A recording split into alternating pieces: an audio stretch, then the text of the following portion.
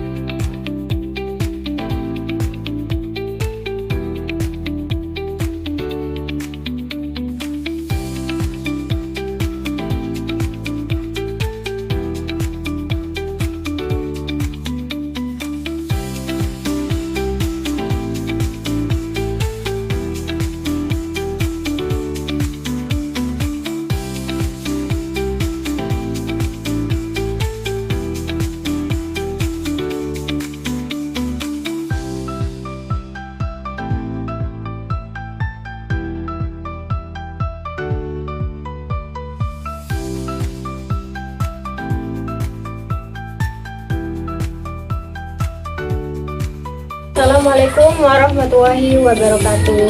Di sini saya berada di Desa Pakanjangan, di mana di sini tempat produksinya kain batik.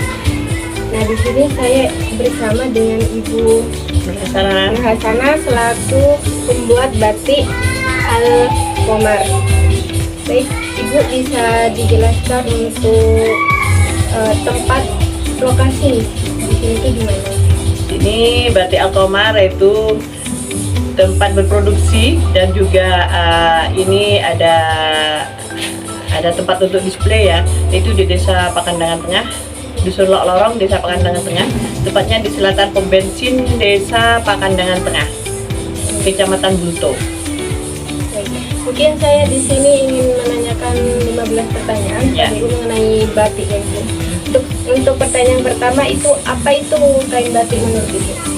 Kain batik itu adalah selembar kain putih yang seratnya itu sangat halus, mengandung hanya ada kapas di situ ya, seratnya dari kapas dan ditulisi dengan malam, diwarnai, diproses, terjadi ada dengan pewarnaan, akhirnya terjadi sebuah warna-warni yang disebut dengan batik. Terus pertanyaan kedua yaitu apa yang dilakukan sebelum membuat batik? Kita harus mengukur sehelai kain menurut ukuran apa yang kita inginkan, semuanya 2 meter atau 2 meter lebih, dan kita potong. Sudah itu kita ini direndam dulu sama sama ini untuk apa Dek? Aduh saya kok bingung. Untuk ini loh, agar warna kain itu tidak mudah luntur. Nah, itu dicelup dulu, direndam dulu. Sudah itu kita tiriskan, kita jemur sejenak. Sudah kering, kita batik. Kita tulis dengan batik. Sebelum ditulis kita kita ini dulu. Bukan Mbak, ini kita tulis dulu ya, kita pola dulu, maksud saya. Saya kok jadi grogi ya. Kita pola dulu sesuai dengan keinginan kita, sesuai dengan motif-motif di Kabupaten Sumeneb. Sudah itu kita tulisin dengan pensil. Nah, sudah itu kita warnai dengan malam. Baik. Untuk yang ketiga itu kapan proses pembuatan batik biasa dilakukan? Proses pembuatan batik ya dimulai kapan saja, bisa malam hari, bisa siang hari. Setelah dipola, kita tulis langsung dengan malam, itu sudah termasuk proses sudah. Biasanya paling sering itu pagi-pagi atau malam? Ada yang malam, ada yang siang, dan kebanyakan siang. Soalnya kalau malam tuh kan istirahat jadi ya. Dan di sini batik saya itu ada beberapa macam batik, jadi mengandung beberapa pola ya, beberapa macam batik. Ada ini batik klasik, terus ada batik kontemporer, ada batik kona juga, macam-macam lah di sini lah batiknya. Terus selanjutnya itu siapa yang terlibat dalam proses pembuatan batik ini? Nah, kalau desain itu mereka tuh sudah pintar, para pembatik itu sudah pintar, dan saya hanya mengarahkan, oh ini loh sekarang aku butuh batik yang motif burung, yang burungnya begini-begini, saya pola sedikit-sedikit, akhirnya mereka yang usulkan karena mereka itu lebih pintar daripada saya, sudah membatik itu sudah lebih pintar. Karena ini Dek, membatik itu umumnya itu rata-rata sudah turun-temurun dari nenek moyang, jadi mereka otodidak. Biasanya masyarakat sini atau ada semacam UMKM atau? Ya, mereka itu sebenarnya semula itu mereka itu cuma bisa dengan warna kain putih yang ditulis dengan malam. Sudah itu mereka jual kepada pembatik-pembatik di sekitar sini.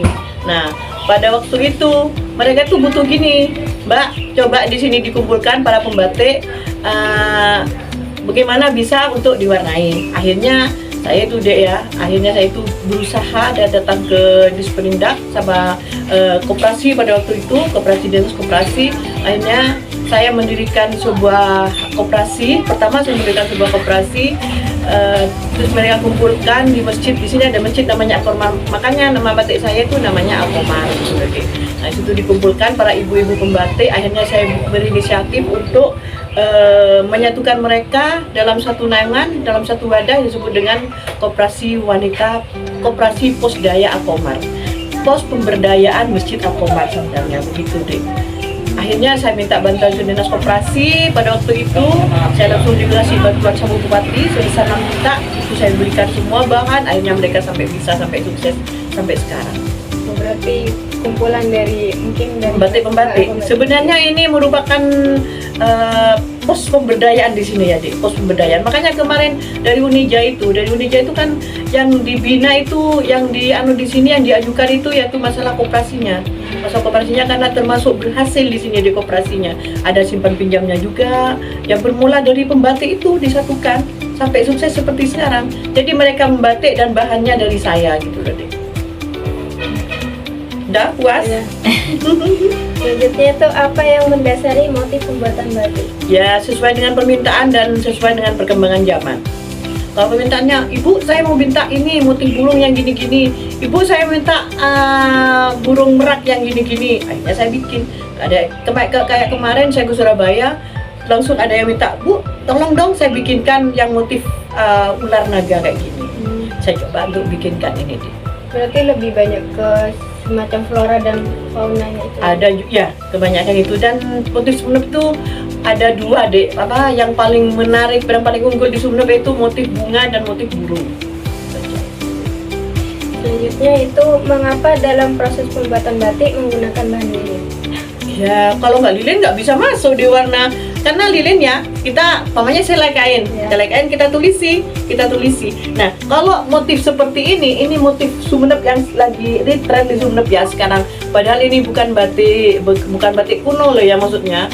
Sudah bukan batik klasik lagi. Ini batik kontemporer. Nah, ini kalau tidak di malam warnanya mau diapain? Kalau di malam ini ada batas-batasnya kan? Nah, ini di warna abu-abu. Ini takkan keluar kalau ada malamnya, Dek. Jadi ini batas-batas daripada pewarnaan. Biar tidak melebar. Biar tidak melebar. Gitu loh. Ya. Selanjutnya, mengapa setelah proses pewarnaan pada batik lilin yang menempel pada kain harus dihilangkan? Ya, kalau nggak dihilangkan nggak bagus, Dek. Maksudnya nggak kelihatan kalau itu batik. Kita setrika ikut sama setrikaan. Makanya gatelan kalau kita pakai. Memang harus harus dibuat, dihilangkan. Dasarnya aja gitu. Sebagai apa? Ya, sebagai untuk menulis model motif. Nah, mengapa pewarnaan batik sintesis lebih terang dibandingkan dengan penggunaan pewarna alami? Kalau batik sintesis itu kan ini dari kimia. Iya. Kalau dari kimia itu kayak orang kayak sulap ya. Umumnya kita mau warna merah, dan cerung kita warnain merah, akhirnya merah. Asalkan betul prosesnya loh ya. Kalau warna alam, kalau tidak beberapa kali, kalau saya di sini sampai 12 kali baru terjadi warna gitu loh. Kalau warna alam asli loh ya. Cuma kalau warna alam asli itu bekas luntur, Dek, tidak seperti kimia. Jadi penguatnya itu sedikit gitu loh. Itu di sini Ibu lebih banyak untuk pewarna alami atau buatan? Ada macam-macam. Saya bilang ada kimia, ada sintetis ya. Ada pemakna naftol, terus remasol, esol, banyak di situ. Alam itu alam semua ada di sini. Makanya saya bilang menganut beberapa aliran di sini. Dicampur berarti Ibu, ada yang maksudnya gini, ada orang yang butuh motif ini kayak barusan ya, aku ada WA dari Mahkamah Agung minta untuk motif perempuan yang warna kimia ya. Dan saya kirimkan gambar-gambar kimia, ini kan gambar kimia semua, model-model dari pewarnaan kimia semua. Ya. Selanjutnya, mengapa pada kain batik memiliki bau yang sedikit menyengat? Yang menyengat itu, Dek, kalau kimia khasnya warna kimia tuh sedikit ya menyengat. Tapi kalau warna alam langsung ke hidung tuh nyengat. Itu terasa karena apa? Daun-daun yang dibusukkan itu direndam beberapa hari untuk menghasilkan warna, itu yang mengeluarkan bau nyengat. Oh, berarti bukan terutama tarom. Ya, bukan, terutama tarom ya. Terutama tarom. Baik. Selanjutnya itu cara apa yang harus dilakukan agar pewarnaan pada kain batik terlihat bagus? Ya campuran warnanya harus betul. Berarti kalau tidak takaran warnanya harus betul. Berarti ada ada volumenya, ada perbandingannya. Coba gini ya, pokoknya warna hijau, pengin hijau agak hijau lebih tua, ada warnanya sedikit air, warnanya campur, kuning sama sedikit kasih warna lain gitu loh, kan di situ kan. Nah, kalau pokoknya agak biar lebih tipis, ada kuningnya sedikit gitu loh, tuh kan. Kayak kamu juga waktu SMA, SMP kan ada pencampuran warna, ya kayak gitu sudah sama, cuma ini ke kain gitu loh. Selanjutnya itu apa efek yang akan terjadi jika pewarnaan pada kain batik tidak dilakukan secara tepat? Kalau ini ya, ini kan ada air kerasnya juga, air keras, pakai air keras untuk menghasilkan warna yang lebih maksimal. Kalau terlalu banyak, itu sobek deh ininya, kainnya rusak. Begitu juga dengan pewarnaan naptol. Warna naptol itu kalau pencampuran warnanya tidak betul, dia rusak lah, tidak bagus lah warnanya, tidak sesuai dengan yang kita harapkan. Pewarnaan alam juga menyukai. Kalau pewarnaan alam saya rasa sedikit untuk saat seperti itu yang betul. Yang penting sudah pencurupannya beberapa kali, insya Allah berhasil dengan sempurna. Cuma itu alam itu harus laten, laten. Terus apa saja faktor lingkungan yang mempengaruhi kualitas dan keawetan warna pada batik? Maksudnya? Faktor lingkungan yang mempengaruhi keawetan warna. batiknya.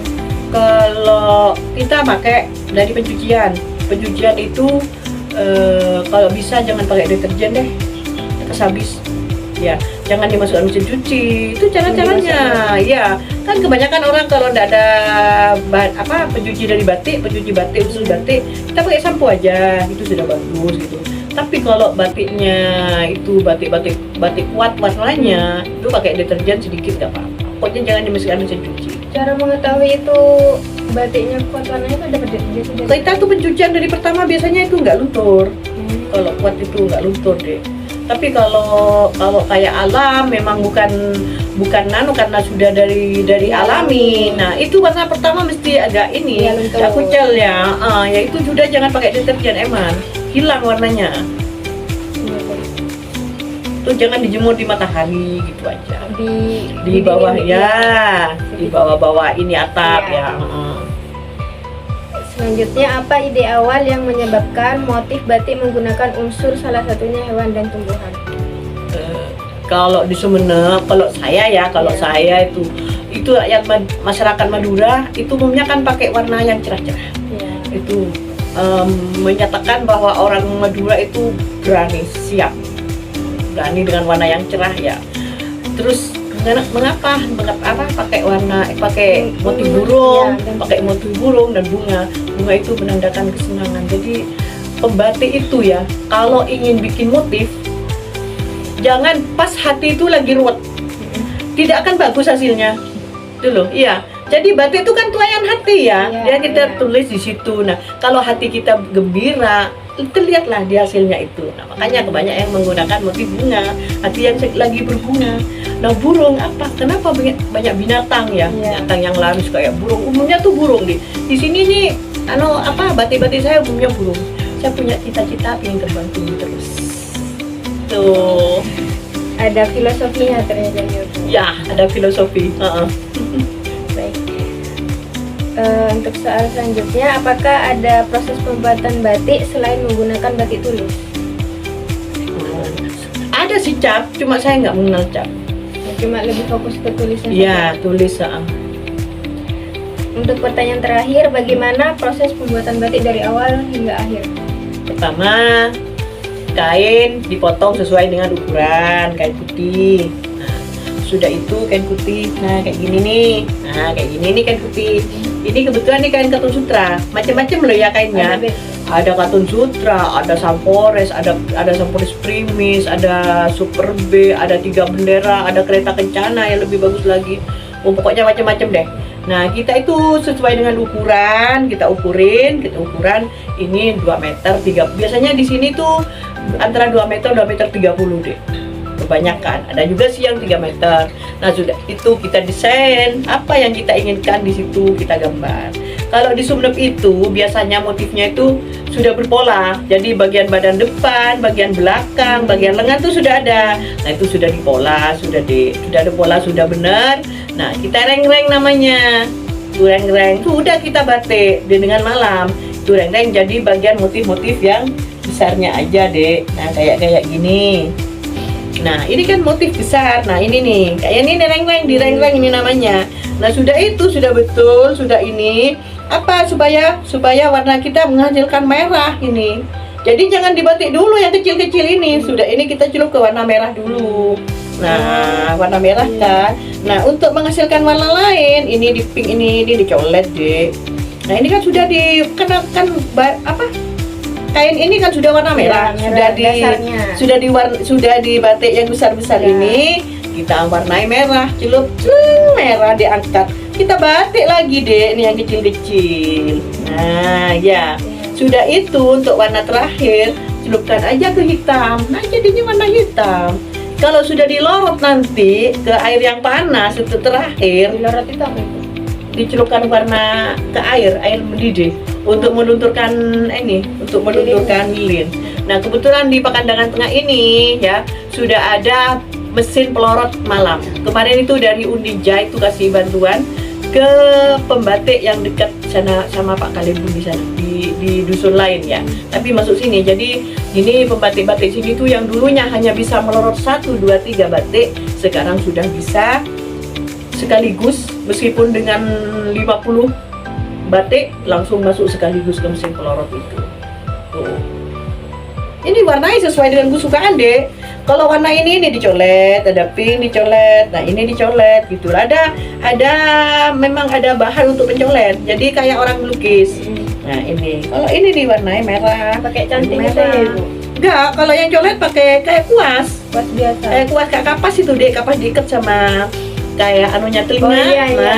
Nah itu dianukan di sini. Ini.